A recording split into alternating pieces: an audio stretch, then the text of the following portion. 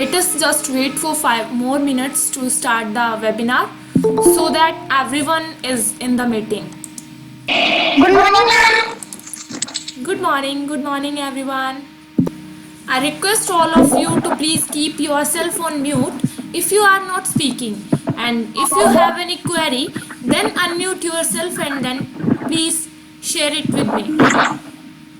This webinar will be bilingual, both in English as well as in Hindi, for better understanding. So, hello everyone. Good morning to all of you, and welcome to today's session on National Education Policy 2020.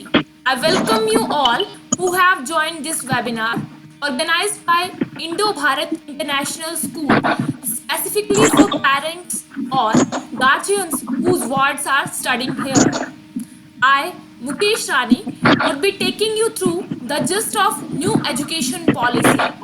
I hope you all would like this session in the tough times of Corona, where we have gathered virtually for upliftment and betterment of the students. I'll discuss briefly what parents and students need to know about National Education Policy 2020. With this new education policy, we are sort of migrating from British education system to American education system. Overview के लिए हम देखते हैं कि किसने ये दिया है। इसके लिए union minister for information and broadcasting Prakash Javadekar and human resource ने अनाउंसमेंट की NEP 2020 के लिए। एंड फाइनली ऑन 29 जुलाई 2020 को जो यूनियन कैबिनेट ने अप्रूव की न्यू एजुकेशन पॉलिसी NEP, इसका एम क्या है? सेवरल चेंजेस हमारे इंडियन एजुकेशन सिस्टम में, और वो इंडियन एजुकेशन सिस्टम है हमारा स्कूल, हायर एजुकेशन जो कॉलेजेस में मिलती है, यूनिवर्सिटीज़ और हायर इंस्टीट्यूट से मिला के हमारा इंडियन एजुकेशन सिस्टम बनता है। तो जो सेवरल चेंजेस आएंगे वो सारे इंडियन एजुकेशन सिस्टम के अंदर जितने भी पार्ट्स हैं उन सब के अंदर आएंगे। अब अगर हम बात करें कि जो ब्रिटिश एजुकेशन सिस्टम था वो फोकस करता था बोर्ड एग्जाम्स पे, जो अब तक हम फॉलो कर रहे थे वो ब्रिटिशियंस की देन थी, और ब्रिटिश हमारे जो फोकस करते थे बोर्ड एग्जाम्स पे ही फोकस करते थे। But American education system preference देगा practical as well as vocational knowledge को, वोकेशनल और प्रैक्टिकल दोनों नॉलेज को इसमें सेम प्रेफरेंस दी जाएगी। तो हम ब्रिटिश की जगह अमेरिकन एजुकेशन सिस्टम को इंडियन सिस्टम में लाने जा रहे हैं। Next one is why NEP। National education policy थी बट नई क्यों आई? बहुत सारे रिफॉर्म्स हो चुके हैं आज तक। ये भी हमारा जो है reform is fourth reform. This reform is fourth reform, और NEP एक कॉम्प्रिहेंसिव फ्रेमवर्क है। ये इसलिए बना दिया गया है कि जो हमारी एजुकेशन की डेवलपमेंट हो कंट्री में उसको एक गाइड किया जाए। कॉम्प्रिहेंसिव फ्रेमवर्क बना दिया गया है, उसको गाइड किया जाए।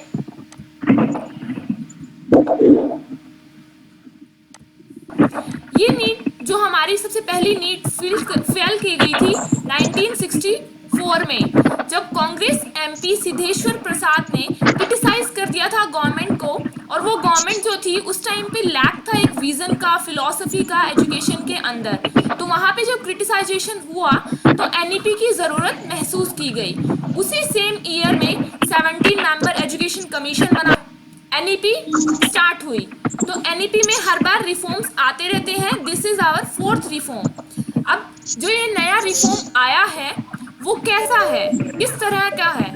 5+3+3+4, ये एक कॉमन सा शायद जिस दिन से NEP इंट्रोड्यूस हुई है उसके बाद से हमें काफ़ी जगह से सुनने को मिल चुका है। तो अब इसका मतलब क्या है? What is 5+3+3+4? इसमें हमारी स्टेजेस रहेंगी, और जो स्टेजेस हैं वो 4 रहेंगी। जो फर्स्ट 5 ईयर है स्कूल के उनको हम फाउंडेशन स्टेज बोलेंगे, और उसमें 5 ईयर्स होंगे, और उन 5 ईयर के अंदर प्री प्राइमरी की जो क्लासेस होंगी that would comprise of 3 years. जो क्लासेस 1 और 2 रहेंगी वो भी उन्हीं के अंदर ऐड होके फाउंडेशन स्टेज हमारा बनाएंगी। नेक्स्ट 3 इयर्स जो आएंगे उनको हमने डिवाइड कर दिया है प्रिपरेटरी स्टेज में from class 3rd to class 5th। Next class 6 to 8 को हमने मिडिल स्टेज नाम दिया है और उसको हमने 3 इयर्स बोल दिया है। बी द लास्ट स्टेज जो हमारी रहेगी that would be of 4 years. 4 years secondary stage के रहेंगे और सेकेंडरी स्टेज हमारी 9th से लेके 12th क्लास तक रहेंगी। तो हमारी जो NEP है, what is the aim of national education policy और we can say new education policy to make India global knowledge super power.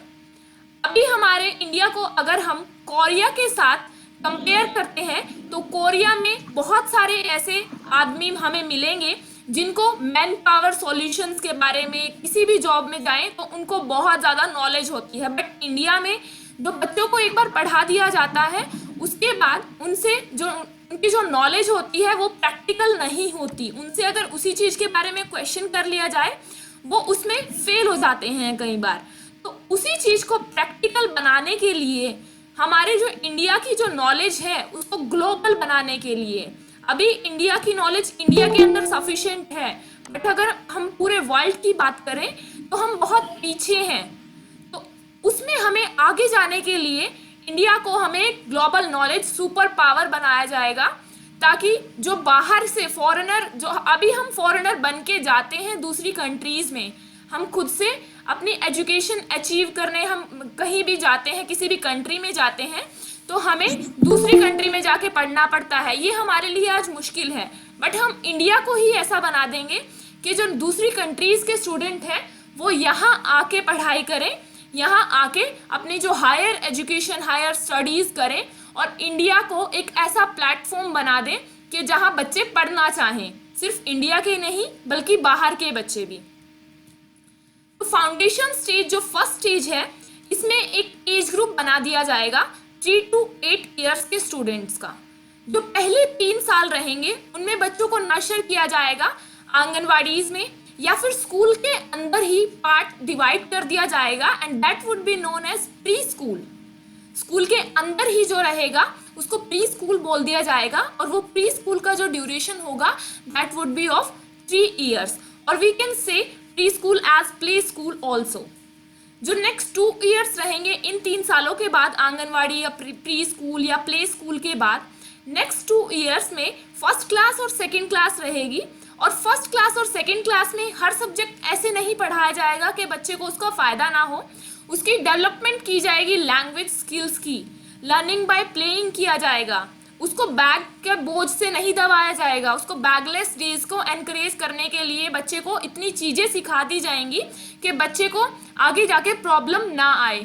उसको बैग के बिना भी स्कूल में बुलाया जाएगा, कभी बैग के साथ कभी बैग के बिना। सो पेरेंट्स का ये आगे आने वाले टाइम में ये क्वेश्चन रहेगा कि मैम आप बिना बैग के बच्चे को स्कूल में बुलाने वाले हैं तो आप पढ़ाई क्या करवा रहे हैं। तो इन्हीं मतलब कंसेप्ट्स को क्लियर करने के लिए और इन्हीं चीज़ों को क्लियर करने के लिए बहुत सारी डिवाइसेस हम स्कूल में ऐसी मतलब नई डिवाइसेस हम जोड़ने जा रहे हैं जिससे बिना बैग के अगर जब बच्चे को बुला लिया जाए स्कूल में तो उनको ऐसी ऐसी चीज़ें सिखाई जाएं कि बच्चों बैग के बिना भी एक दुनिया है तुम्हारे पढ़ने के लिए। उनके डिसाइडेड कर दिए जाएं डेज कि आपको इतने दिन बैग के साथ आना है, इतने दिन आपको बिना बैग के आना है। तो उसमें आपको पेरेंट्स को आगे से डाउट नहीं रहेगा कि फाउंडेशन स्टेज चल रही है मैम और फर्स्ट और सेकंड क्लास है but you are calling our child without bag, so how would the study would be completed. ऐसे आप लोगों के क्वेश्चंस रहेंगे। तो हम एक लैपटॉप टैबलेट टाइप बच्चों के लिए बना देंगे ताकि बच्चे उसमें पढ़ें भी, सीखें भी, खेलें भी। लर्निंग बाय प्लेइंग मेथड जो है वो पूरे तरीके से सिर्फ नाम का नहीं रहे, हम उसको पूरे तरीके से अपने स्कूल के अंदर ले आए, लर्निंग बाय प्लेइंग रहे। Next one would be preparatory stage. हम इसमें प्रिपरेटरी स्टेज में ऑनलाइन क्विजेज लर्निंग जैसे रहेगी बच्चों की, ऑनलाइन क्विजेज अरेंज करके लर्निंग मॉड्यूल्स बना देंगे। इसमें क्या रहेंगे बच्चों के जो एज ग्रुप होंगे that would B from 8 to 11th class और जो क्लासेस होंगी वो 3rd to 5th क्लास रहेंगी। इसमें बच्चों को फोकस जो दिया जाएगा वो फोकस कोडिंग सिखाने के लिए, शिफ्ट कर देंगे इसमें फोकस को, प्ले, खेलना, डिस्कवर, एक्सप्लोर और एक्टिविटी बेस्ड लर्निंग रहेगी। क्लास के अंदर जो इंटरेक्शन रहेगी वो एक्टिविटी बेस्ड इंटरेक्शन रहेगी। बच्चों को इसमें 3 लैंग्वेज सिखाई जाएंगी। 3 लैंग्वेज अगर हम बात करें तो 3 लैंग्वेज कौन कौन सी हो सकती हैं, अलग अलग लैंग्वेजेस होंगी, बट वो लैंग्वेज एक स्टेट डिसाइड करेगा। जो भी स्टेट है, if we are residing in Rajasthan, so Rajasthan state would decide कि कौन सी 3 लैंग्वेजेस हैं जो हर स्कूल में रहेंगी। उन 3 लैंग्वेज में मदर लैंग्वेज जरूर रहेगी। मदर लैंग्वेज आपकी हमेशा रहेगी। मदर लैंग्वेज में बच्चे इजीली सीख सकते हैं, बट अगर आप उस मदर लैंग्वेज को प्राइमरी लैंग्वेज ना बना के सेकेंडरी लैंग्वेज बनाना चाहें तो आप प्राइमरी लैंग्वेज, आप अपनी फर्स्ट लैंग्वेज जो है इंग्लिश को बना सकते हैं। उससे आपको क्या फ़ायदा रहेगा, क्योंकि जो नेक्स्ट क्लासेस आएंगी बच्चे की, कोई भी कोर्स लेता है बच्चा, साइंस, मैथ्स, कॉमर्स, एनीथिंग, उसमें आपको ये प्रॉब्लम नहीं आएगी कि इंग्लिश में पढ़ा हुआ नहीं है तो आगे इंग्लिश जाके एकदम से कैसे शुरू करेगा, तो उसको वहाँ पे प्रॉब्लम नहीं आएगी बिल्कुल भी। इसीलिए हमें क्या करना पड़ेगा कि उन बच्चों को उस तरीके से मतलब सिखा देना पड़ेगा कि हम बच्चों को ये बता दें कि बेटा आपकी ये 3 लैंग्वेजेस हैं, तो उसमें हमें बच्चों को सिखाना पड़ेगा। ठीक है, next one would be middle stage. Middle stage में आप लोगों का क्या रहेगा, ये 6 to 8 क्लासेस रहेंगी। फोकस जो है क्रिटिकल लर्निंग पे रहेगा, रोट लर्निंग पे नहीं रहेगा। ये ट्रांसफॉर्म कर देगा एग्जिस्टिंग सिस्टम को एक्सपेरिमेंटल लर्निंग में, जैसे science, mathematics, social science, humanities. जो भी बच्चे मैथ्स में पढ़ते हैं उसको एक्सपेरिमेंटल लर्निंग में चेंज करेगा। ज़रूरी नहीं है कि जो पढ़ते हैं वो सिर्फ बुक से ही पढ़ाया जाएगा। कुछ चीज़ें ऐसी होंगी जहाँ पे एक्सपेरिमेंट्स पॉसिबल होंगे, वहाँ उनको एक्सपेरिमेंट्स ही दिखाए जाएंगे। वो बच्चे जब एक्सपेरिमेंट्स खुद हाथ से कर लेंगे, दैट मीन्स वो सीख जाएंगे कि ये चीज़ क्या थी और हमने क्या किया और ये इस चीज़ से हमने सीख लिया। तो उनको जो प्रैक्टिकल नॉलेज मिली है, प्रैक्टिकल नॉलेज मिलने के बाद उनसे एक चीज़ पॉसिबल बहुत अच्छे से हो पाएगी, वो उनकी रहेगी कि ट्रांसफॉर्म कर सकेंगे वो एक्सपेरिमेंटल लर्निंग में। उनको प्रॉब्लम नहीं आएगी कि उन्होंने पढ़ लिया और रोट लर्निंग हो गई। अभी उन्हें नहीं पता कि जो क्लास में हम कोई भी प्रॉपर्टी कराते हैं, मैथ्स में, साइंस में किसी चीज़ की कोई प्रॉपर्टी होती है, कम्यूटेटिव, एसोसिएटिव प्रॉपर्टी, काफ़ी प्रॉपर्टीज़ मैथ्स के अंदर आ जाती हैं। साइंस के अंदर अगर हम किसी भी चीज़ की बात करें, फोटोसिंथेसिस, बहुत सारे ऐसे टाइप्स होते हैं चीज़ों के जो बच्चे पढ़ तो लेते हैं, अच्छे से रट भी लेते हैं, बट उन्होंने वो चीज़ कभी भी एक्सपेरिमेंट करके नहीं देखा होता। तो बच्चों को ऐसी क्लासेस में भेजा जाएगा कि उनको सिर्फ एक्सपेरिमेंट्स ही करवाए जाएं उस चीज़ पे। जो लास्ट स्टेज हमारी रहेगी secondary stage. Secondary stage 9 to 12 classes तक रहेगी। इस स्टेज में बच्चे जो है अपना पिक और चूज कर सकते हैं किसी भी सब्जेक्ट को। एक सेट बना दिया जाएगा सब्जेक्ट्स का अवेलेबल स्ट्रक्चर में से, बट वो सेट जो है रिजिड नहीं रहेगा। ये सबसे बड़ा चेंज है आपके बच्चों के लिए, क्योंकि अब के टाइम में, अब जो पिछले जो जितने भी टाइम थे, मतलब 2019 की बात करें, 2019 की, 2018 की, 2010 की, तो अब जब तक हम बात करें पिछले सालों की, तो उनमें क्या होता था, पेरेंट्स डिसाइड कर लेते थे या फिर बच्चे डिसाइड कर लेते थे कि उन्हें कौन सा सब्जेक्ट चूज करना है। वो एक मेन सब्जेक्ट चूज कर लेते थे बस। मेन सब्जेक्ट चूज करने का मतलब क्या है कि उन्होंने ये सोच लिया कि हम मुझे साइंस लेनी है, तो उनको साइंस के ही सारे सब्जेक्ट्स दे दिए जाते थे, physics, chemistry, mathematics. But science में तो बच्चा अच्छा है, फिजिक्स, केमिस्ट्री बच्चा अच्छे से कर रहा है, may be he is not interested in maths, may be he is also not interested in bio. ये भी हो सकता है कि बायो भी ना आती हो अच्छे से उसको मैथ्स भी ना आता हो, बस उसका इंटरेस्ट जो है फिजिक्स और केमिस्ट्री में है, तो उसको मैथ्स और बायो तो धक्के से पढ़ने पड़े। ये उसके लिए एक प्रॉब्लम बन जाती थी, एक स्ट्रिक्ट रिजिडनेस हो जाती थी सारे सब्जेक्ट्स के अंदर।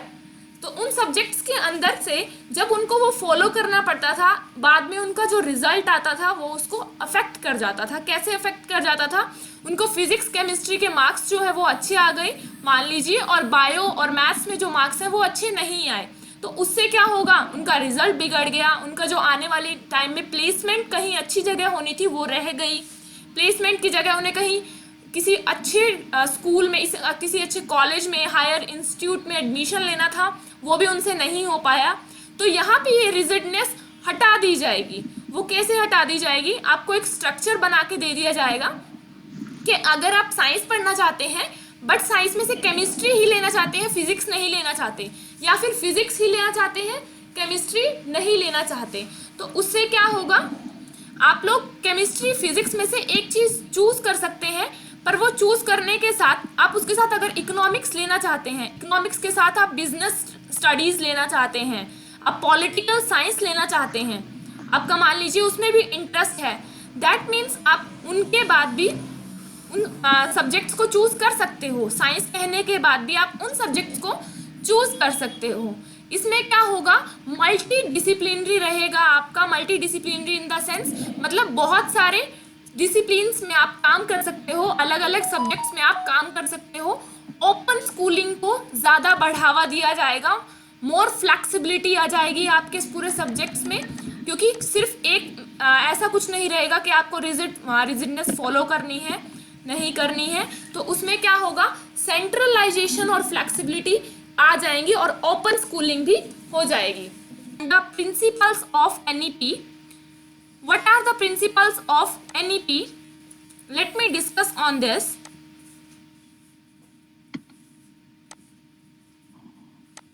हमारा जो फर्स्ट प्रिंसिपल रहेगा वो रिकॉग्नाइज करना, आइडेंटिफाई करना, as well as unique capability होंगी, जो हर स्टूडेंट के अंदर कुछ यूनिक कैपेबिलिटीज रहेंगी और ये अचीव कैसे की जाएंगी, उन यूनिक कैपेबिलिटीज को कैसे आइडेंटिफाई किया जाएगा, कैसे रिकॉग्नाइज किया जाएगा, कैसे उनको फोस्टर किया जाएगा। This is to be achieve totally by sensitising teachers as well as parents. सिर्फ टीचर्स ही इस चीज़ में भूमिका नहीं निभाएंगे कि टीचर्स ही उसको सेंसिटाइज करेंगे, एज वेल एज पेरेंट्स जो है उनका 100% कॉन्ट्रीब्यूशन भी हमें चाहेगा, ताकि हम क्या कर सके, प्रमोट कर सकें ईच स्टूडेंट की हॉलिस्टिक डेवलपमेंट। और वो हॉलिस्टिक डेवलपमेंट जो है that should be both academic as well as non academic. Academic and non academic spheres में जब हॉलिस्टिक डेवलपमेंट किसी स्टूडेंट की रहेगी, दैट मीन्स कि आने वाले टाइम में अगर वो कहीं भी जॉब के लिए अप्लाई करता है, कहीं किसी रिसर्च फाउंडेशन या कहीं भी जाता है, दैट मीन्स उसको कहीं प्रॉब्लम नहीं आने वाली है, क्योंकि एकेडमिक और नॉन एकेडमिक स्फेयर्स जो हैं हर चीज़ को कवर करते हैं। इवन कॉन्फिडेंट बिल्ड करना, उसके अंदर से जो चीज़ें होंगी जो कोई निकाल नहीं पाता है, उन चीज़ों को टीचर सेंसिटाइज करेगा, साथ के साथ पेरेंट्स उनकी हेल्प करेंगे। जो नेक्स्ट हमारी प्रिंसिपल्स रहेंगे, that would be there would be no hard separation between arts, science या फिर जितनी भी करिकुलर या एक्स्ट्रा करिकुलर एक्टिविटीज़ होंगी उनके बीच में कोई हार्ड सेपरेशन नहीं रहेगी। Hard separation in the sense, जैसे मैंने पहले ही बताया आपको, हार्ड सेपरेशन कैसे होगी कि अगर हमने आर्ट्स ले ली है तो आर्ट्स, हम बच्चे को आर्ट्स के ही सब्जेक्ट पढ़ाएंगे, तो उसमें क्या होगा, इसमें हमने आर्ट्स में हम ऐसे कर सकते हैं कि साथ के साथ हम फिजिक्स, अगर हम ले रहे हैं कोई एक मेन सब्जेक्ट हम फिजिक्स लेके चल रहे हैं, उसके साथ हम इकोनॉमिक्स पढ़ सकते हैं, उसके साथ हम पॉलिटिकल साइंस पढ़ सकते हैं। वो हमारी करिकुलर और एक्स्ट्रा करिकुलर एक्टिविटीज़ के साथ साथ और एकेडमिक स्ट्रीम्स के साथ साथ एलिमिनेट करेंगी harmful hierarchies among and barriers between different areas of learning. तो डिफरेंट एरियाज जो लर्निंग के रहेंगे वो उनको बैरियर्स को हटा देगी। नेक्स्ट प्रिंसिपल जो रहेगा हमारा एम्फेसिस रहेगा on conceptual understanding rather than rote learning. तो जो एम्फेसिस रहेगा वो कंसेप्चुअल अंडरस्टैंडिंग पे रहेगा, रोट लर्निंग को पूरी तरीके से हटा दिया जाएगा। 2021 से ही हम इस प्रिंसिपल को बहुत ही जल्दी अमल में लाने वाले हैं, ताकि बच्चों की जो प्रॉब्लम्स हैं वो रोट लर्निंग वाली वो दूर हट जाएं। एग्जामिनेशंस के लिए बच्चे ना पढ़ें, बल्कि अपनी परफॉर्मेंस के लिए बच्चे पढ़ें। उनकी परफॉर्मेंस को जब हम कवर करने लगें तो वो कवर ऐसा हो कि हम सिर्फ उसकी करिकुलर एक्टिविटीज़ को ही नहीं देख रहे, हम उसके मार्क्स को ही नहीं देख रहे कि अगर 60 आउट ऑफ 80 आए हैं, 70 आउट ऑफ 80 आए हैं, ये हमारे लिए कोई ज़रूरी ना हो कि उसके मार्क्स ही अच्छे हैं दैट मीन्स वो बच्चा अच्छा है। हमें लर्निंग फॉर एग्जामिनेशन छोड़नी पड़ेगी। Even we and the parents of students should think about it. हमें दोनों को ही सोचना पड़ेगा कि बच्चे एग्जामिनेशंस के लिए ना पढ़ें। अब एग्जामिनेशंस जब भी आती हैं तो पेरेंट्स भी बच्चों के ऊपर एक बर्डन बना देते हैं कि तुम्हारी एग्जामिनेशन आ चुकी है, खेलना बंद करो, पढ़ो, ये करो। तो सबके लिए डिफरेंट टास्क बन जाते हैं उस टाइम पे। बट उन टास्क को कैसे एक जगह पे लाके स्फीयर्स के अंदर ढाल दिया जाए, यही एनईपी हमें बताएगी। Next principle would be creative और क्रिटिकल थिंकिंग को एनकरेज किया जाएगा। बच्चे डिसीजन जो मेकिंग उनकी पावर होती है, एबिलिटी, उसमें बहुत हायर स्किल में रहें, इनोवेशन करें, नई नई इनोवेशंस आए। आजकल जो बड़े बड़े इंस्टीट्यूशंस होते हैं, हायर इंस्टीट्यूट्स होते हैं, उनमें इनोवेशन बच्चे तब जाके सीखते हैं। उनको वो चीज़ें स्कूल से क्यों ना सिखाई जाएं, उनको कॉलेजेस में ही जाके क्यों बताया जाए कि साइंटिस्ट ऐसे होते हैं, ये ऐसा होता है। इनोवेशन स्कूल से सिखाई जाए। और वो कैसे हो सकती है? बच्चों को इंटर्नशिप पे भेजा जाएगा। बहुत सारी कंपनीज, बहुत सारे इंस्टीट्यूट्स, उनसे पैचअप किया जाएगा। बच्चों को इंटर्नशिप पे भेजा जाएगा। इंटर्नशिप इन द सेंस, अगर 6-7 क्लास में बच्चा हो जाता है और वो बच्चा इतना मतलब हाई लेवल का बोले हम अगर है, और वो बच्चा कोडिंग वगैरह सीखना चाहता है, कोडिंग सीख चुका है या फिर, तो उसको इंटर्नशिप मिल सकती है किसी कंपनी से। वो पढ़ेगा भी, साथ साथ वीक में 1 डे वो किसी एक कंपनी में भी जाएगा। वहाँ जाने से उसका फ़ायदा क्या होगा कि उसके लिए बहुत इजी हो जाएगा। जब भी वो कभी जॉब करना स्टार्ट करेगा तो उसको एकदम से ये फेस नहीं करना पड़ेगा कि मुझे जॉब ढूंढनी है या क्या करना है। उसको अपनी फील्ड, अपनी लाइन पहले से पता होगी। मल्टीलिंग्विज्म कैसे हम प्रमोट करेंगे? हम इसमें, जैसे मैंने पहले बताया कि 3 लैंग्वेजेस फॉर्मूला इसमें रहेगा। मदर लैंग्वेज, अगर आप मदर टंग को एनहांस करना चाहते हो बच्चे की, तो आप सोच सकते हो कि बच्चे को मदर टंग में ही एजुकेशन दिलाई जाए 1st to 5th। बट ये आपके लिए आगे आने वाले टाइम में प्रॉब्लम कैसे क्रिएट कर देगी? क्योंकि आगे आने वाले टाइम में इंग्लिश में ही हर सब्जेक्ट होता है 11th-12th में। तो बेटर होगा कि आप अपने बच्चे को 3 लैंग्वेज फॉर्मूला तो फॉलो अप करने के लिए बोलें, बट मदर टंग में अगर आप एजुकेशन ना करने के लिए बोलो तो it would be better for you and as well as the student also, क्योंकि ये बाद में आप लोगों के लिए प्रॉब्लम क्रिएट नहीं करेगा। टीचिंग एंड लर्निंग जो कंसेप्ट रहेंगे वहाँ पे क्लियर हो जाएंगे, क्योंकि इंग्लिश को ही आप शुरू से लेके चलेंगे। By the way, Rajasthan state है, हरियाणा स्टेट है, पंजाब स्टेट है, अलग अलग स्टेट ही डिसाइड करेंगे कि कौन सी 3 लैंग्वेजेस उस स्टेट के अंदर लागू होंगी। वो CBSE का डाटा जो है उस लाइन पे वहाँ पे फिल कर दिया जाएगा। NEP एप्लीकेशन जो है would not be instant, मतलब it may be take up to 20 years as per government guidelines to fully implement and proposed policy, but somehow हम कह सकते हैं कि 2021 से बहुत सारी चीज़ें चेंज होने जा रही हैं।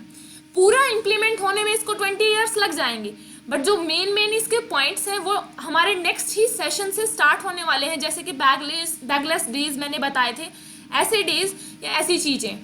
नेक्स्ट प्रिंसिपल जो है NEP का, that would be ethics and human and constitutional value such as empathy, respect for others, cleanliness, courtesy, democratic spirit of service.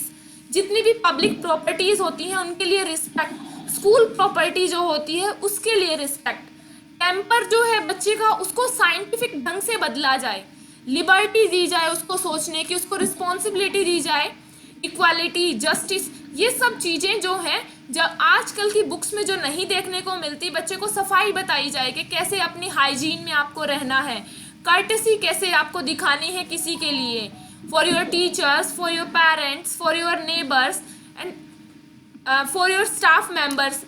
कई बच्चे ऐसे भी होते हैं जैसे स्कूल के अंदर उनको सारी अच्छी नॉलेज होती है बुक्स की, but they do not have ethics. So उनको उस चीज़ पे भी फॉलो अप करना पड़ेगा टीचर्स के साथ मिलके। उनको वैल्यूज़ के साथ साथ ह्यूमन, कॉन्स्टिट्यूशनल वैल्यू, ये सारी वैल्यूज़ उनको साथ साथ सीखनी पड़ेगी। उनको रिस्पॉन्सिबिलिटी लेनी पड़ेगी अपने चीज़ों की, जो वो काम कर रहे हैं उसकी रिस्पॉन्सिबिलिटी उन पे आ जाएगी। अभी रिस्पॉन्सिबिलिटी बच्चों पे इतनी जल्दी नहीं आती है, उनको +2 तक बहुत आराम से पढ़ने दिया जाता है, उनके ऊपर ऐसा कोई बर्डन नहीं होता। इसको एक बर्डन माना जाता है आज के टाइम में रिस्पॉन्सिबिलिटी बच्चे को देना।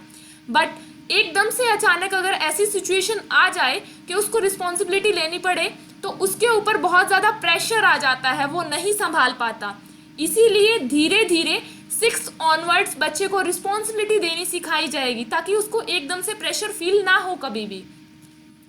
नेक्स्ट है हमारा जो रेगुलर फॉर्मेटिव असेसमेंट होता था, अभी समेटिव चल रहा है, उसके बाद फॉर्मेटिव असेसमेंट होने लगेगा। उससे क्या हो, आजकल कोचिंग कल्चर्स जो हैं बहुत ज़्यादा एनकरेज हो रहे हैं। बच्चे चाहते हैं कि हम स्कूल में आए, उसके बाद हम कोचिंग पे जाएं और ये हमारी लाइफ का एक रूटीन बन जाए।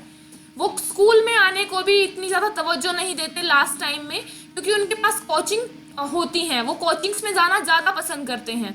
और वो क्यों होता है, क्योंकि जो सारा एम्फेसिस जो हमने लगाया हुआ है वो एग्ज़ाम्स के ऊपर है। एग्जामिनेशन से ही हम सोचते हैं कि सब कुछ हम बच्चे को इवैल्यूएट कर सकते हैं। तो इवैल्यूएट करना अगर एग्ज़ाम्स के थ्रू होगा तो बच्चे कोचिंग्स को ज़्यादा प्रेफरेंस देंगे।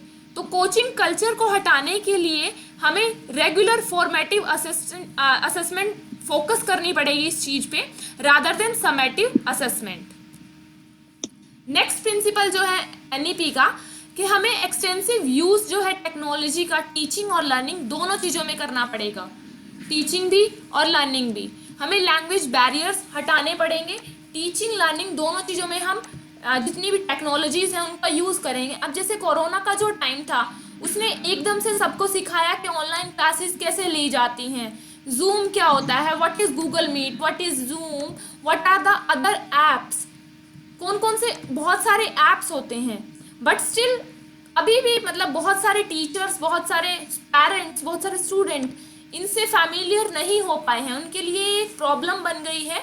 टेक्नोलॉजी का यूज़ जो है वो उनका बैरियर बना रखा है उन्होंने अपने लिए, कि वो अच्छे से पढ़ नहीं पा रहे हैं। तो प्रिंसिपल जो रहेगा नया एनईपी का, उसमें क्या रहेगा कि यूज़ ऑफ टेक्नोलॉजी बच्चे को शुरू से सिखाई जाएगी।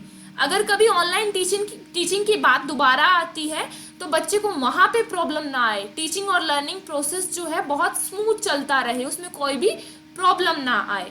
लैंग्वेज बैरियर्स को हटा दिया जाए। दिव्यांग स्टूडेंट्स जो होते हैं उनकी एक्सेस जो है ज़्यादा एरिया तक रहे। एजुकेशन प्लानिंग और चीज़ें जो होती हैं, मैनेजमेंट वगैरह, वो सब बहुत एक अच्छे तरीके से की जाए।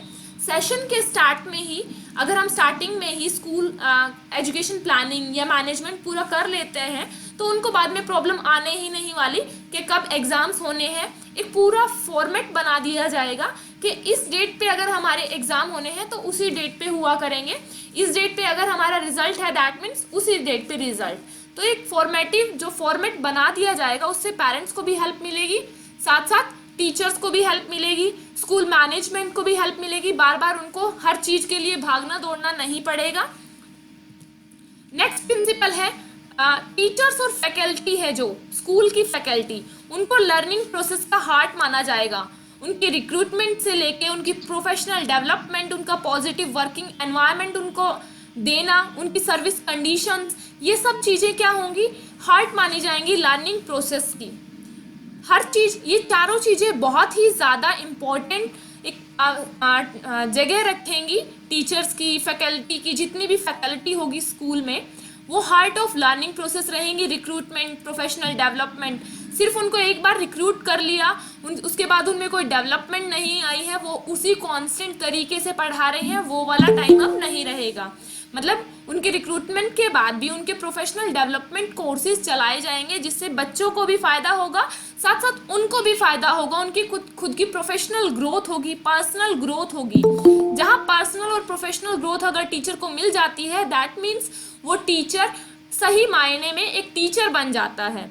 उसको हर चीज़ के बारे में पता होगा, वो टेक्नोलॉजी फ्रेंड होगा, उसको हर चीज़ की नॉलेज होगी अच्छे से, उसे पता होगा मुझे इस टाइम पे क्या करना चाहिए, मुझे इस टाइम पे किस चीज़ की ज़रूरत है, बच्चों को इस टाइम पे किस चीज़ की ज़रूरत है।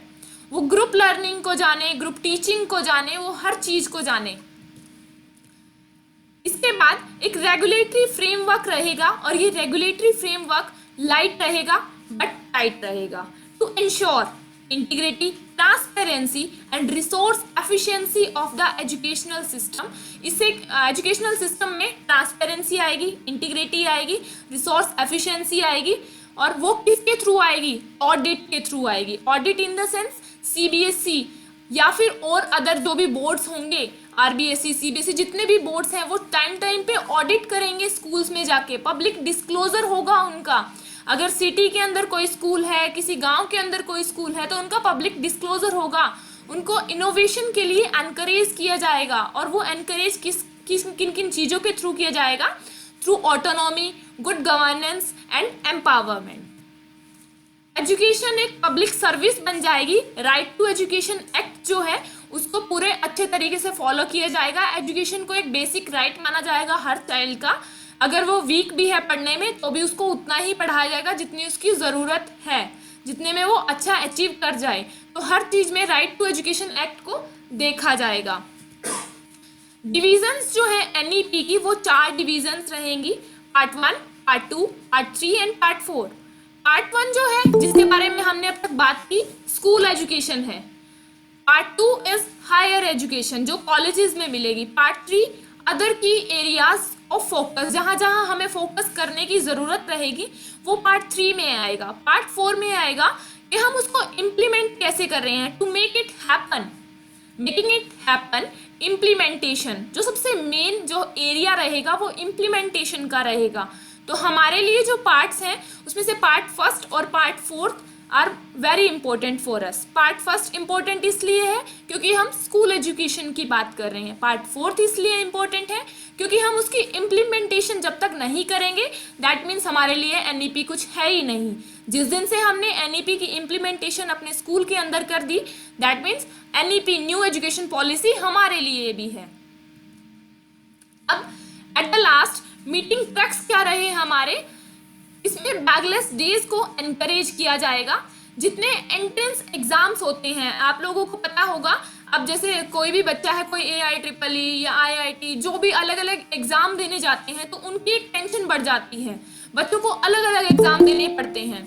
But phasing out of entrance exam का मतलब क्या है, इसमें आपको एंट्रेंस एग्जाम्स फेज आउट कर दिए जाएंगे। एक पूरी proper NTA single education academy बना दी जाएगी, नेशनल टेस्टिंग एजेंसी, NTA उसको नाम दिया जाएगा। NTA ही एक सिंगल टेस्ट लेगी बच्चों का, और उसमें से वो बच्चों को खुद से ये बताएगी, एनकरेज करेगी कि आप इस कोर्स में जा सकते हो, आप इस कोर्स में जा सकते हो। बच्चों को अलग अलग फीस भरने की ज़रूरत नहीं पड़ेगी। आजकल के टाइम में पेरेंट्स के ऊपर भी बर्डन पड़ रहा है, उनको हर टेस्ट का अलग से पेमेंट करना पड़ता है। एक टेस्ट कोई 1200 रुपये में पेमेंट करवा रहा है, कोई 1300 में, कोई 2600 में, अलग अलग पेमेंट्स जो स्केल्स हैं वो स्केल्स डिफरेंट हैं। तो ये क्या है, एक पर्स पे बर्डन पड़ रहा है, हमारे वॉलेट पे बर्डन पड़ रहा है, उसको भी हटाया जाएगा, उसको एक ही एंट्रेंस एग्जाम में बदल दिया जाएगा। सेकंड जो हमारा रहेगा डिजिटलाइजेशन ऑफ एजुकेशन। डिजिटलाइजेशन जैसे मैंने बताया कि लैपटॉप, टैबलेट, इन चीज़ों का ज़्यादा इनको एनहांस किया जाएगा, बर्डन को रिड्यूस किया जाएगा, जो प्रेशर जो रहता है बच्चों के ऊपर उसको रिड्यूस कर दिया जाएगा। रिड्यूस कैसे किया जाएगा, उनको बैगलेस के बिना, मतलब बैग के बिना बुलाया जाएगा स्कूल में। उनको बताया जाएगा कि अगर आप खेल रहे हो तो आपके खेलने के ही दिन हैं, आपको खेल खेल में ही समझाया जाएगा, उनको खेल खेल में प्रैक्टिकल्स कराए जाएंगे, फोकस रहेगा प्रैक्टिकल लर्निंग पे। ये तभी हो पाएगा क्योंकि अगर हम प्रैक्टिकल नहीं कराएंगे तो प्रैक्टिकल लर्निंग तो नहीं हो पाएगी। अगर हम रोट लर्निंग पे ही सब कुछ अपना पूरा का पूरा जिम्मेवारी रख देंगे तो रोट लर्निंग करेंगे बच्चे, और रोट लर्निंग करने के बाद वो सिर्फ वही चीज़ें बताएंगे जो उन्होंने रटी हैं। तो रटने के बाद बच्चा कभी भी सक्सेसफुल नहीं हो पाता है जब तक वो खुद से करके नहीं सीखेगा। 5th पॉइंट मैंने 3 लैंग्वेज फॉर्मूला बताया था आपको, मदर टंग वाला। तो 3 लैंग्वेज फॉर्मूला इसमें रहेगा, 3 लैंग्वेजेस चलेंगी, 1st to 5th भी, उसमें 3 लैंग्वेजेस बच्चों को सिखा दी जाएंगे। वो 3 लैंग्वेज हर स्टेट ऑप्ट कर लेगा। नेक्स्ट पॉइंट जो है phasing out of entrance exam, NTA बना दी जाएगी, नेशनल टेस्टिंग एजेंसी। ये जो आपकी नेशनल एजुकेशन पॉलिसी है to be rolled out in 2021 और 2022 रहेगी। इसका मतलब कि 2021 और 2022 में इसको पूरे तरीके से हर स्कूल के अंदर फैला दिया जाएगा। मल्टी डिसिप्लिनरी रहेगी, मोर एम्फेसिस ऑन स्कोरिंग सब्जेक्ट्स रहेगा। बच्चा अपने मर्जी से सब्जेक्ट्स चूज कर सकता है, जो उसके लिए ज़्यादा स्कोरिंग सब्जेक्ट है वो उसी को चूज़ करे, जहाँ से उसके मार्क्स घट रहे हैं वो उसको चूज़ ना करें। ये उसके लिए बेनिफिशियल रहेगा। केमिस्ट्री अगर उसको ज़्यादा स्कोर नहीं करने दे रही है, फिजिक्स उसको ज़्यादा स्कोर करने नहीं दे रही है, मैथ्स उसको ज़्यादा स्कोर करने नहीं दे रहा है, तो वो उसको छोड़ सकता है एक टाइम के लिए। वो नेक्स्ट सब्जेक्ट जो है अपना किसी भी क्रॉस स्ट्रीम में से ले सकता है, स्ट्रीम को क्रॉस करके ले सकता है, arts with science, science with bio, commerce, कुछ भी ले सकता है ऐसे। नेक्स्ट रहेगा जो एक्स्ट्रा करिकुलम एक्टिविटीज़ हैं उनको प्रमोट किया जाएगा, और इंग्लिश मीडियम एजुकेशन जो है टू गेट एज, मतलब अभी भी बहुत सारे स्कूल्स ऐसे हैं जो इंग्लिश टू इंग्लिश मतलब नहीं करवा पाते हैं, या फिर बच्चे ऐसे हैं जो नहीं पढ़ पाते हैं, तो बच्चों को जब शुरू से ही इस तरीके से ढाल दिया जाएगा तो इंग्लिश मीडियम एजुकेशन पूरे अच्छे से सारे संसार में कह सकते हैं, या पूरे इंडिया में हम बात करें तो पूरे इंडिया में फैल जाएगी। तो ये हमारी मीटिंग थी, और इसमें हमने एनईपी के प्रिंसिपल्स वगैरह पढ़े, प्रिंसिपल्स देखे हमने, इसके स्टेजेस पढ़ी, 4 स्टेजेस थी हमारी।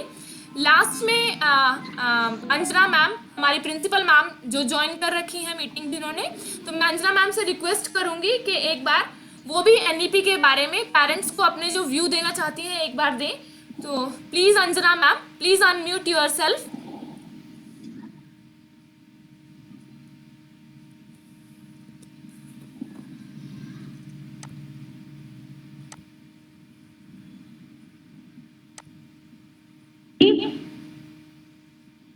Yes, Mukesh ma'am, am I audible? Yes ma'am, you are audible ma'am. Ma'am, thank you so much for a lovely meeting and very encouraging meeting to all my dear parents. And I thank all my parents who have joined this meeting, and I think they must have gained something from the meeting.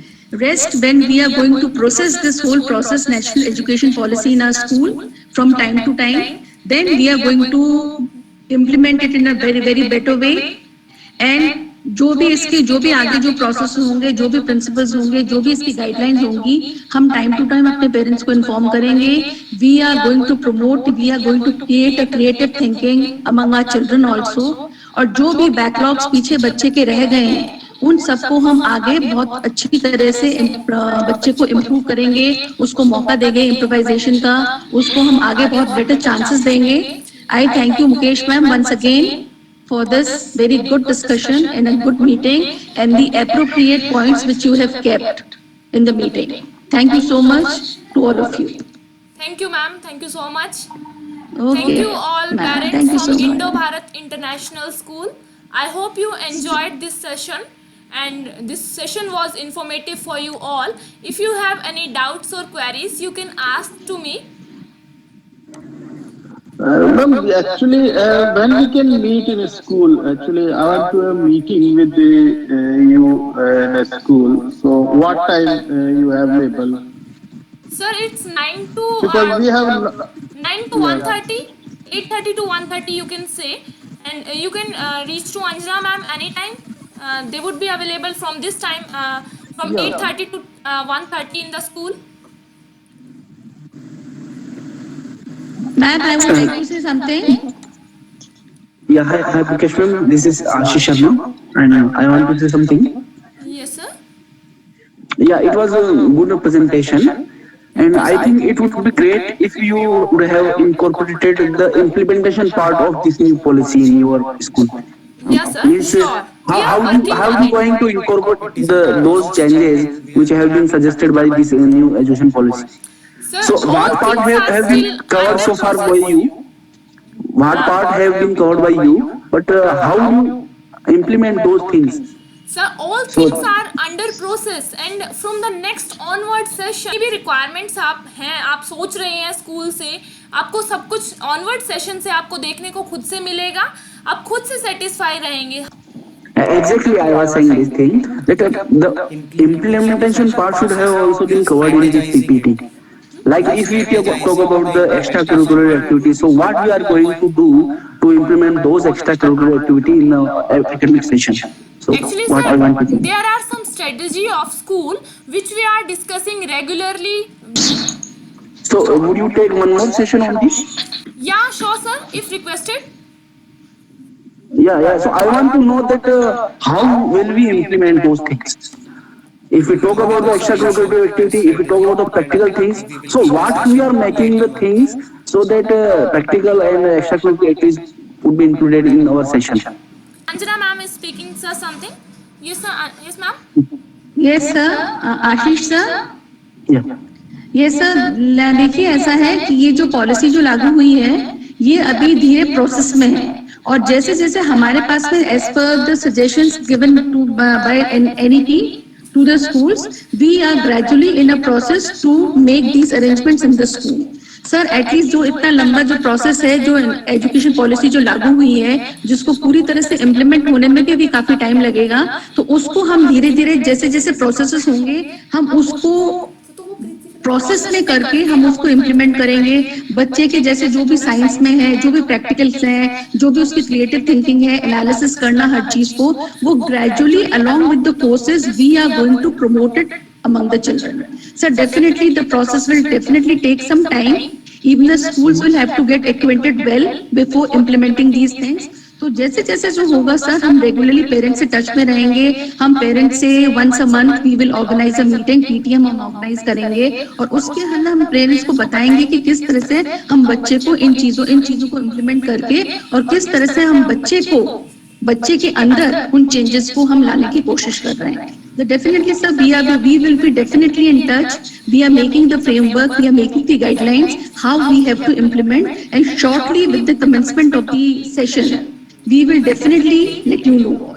उससे पहले हम एक meeting करेंगे session करेंगे sir उससे पहले और हम जरूर अपने पेरेंट्स को बुलाएंगे हम खुद चाहते हैं कि हमारे पेरेंट्स जो हैं वो बिल्कुल हमसे क्लोजली एसोसिएटेड रहें क्योंकि ये हमारे बच्चों के भविष्य का सवाल है Am I right, sir?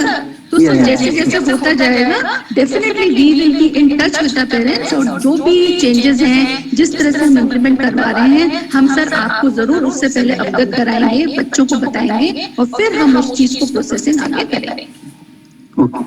Thank you. sir. Thanks for welcome, sir. Okay, thanks. So thank you every parent and teacher for giving us your precious time. I want to thank you from Indo-Bharat International School to you all.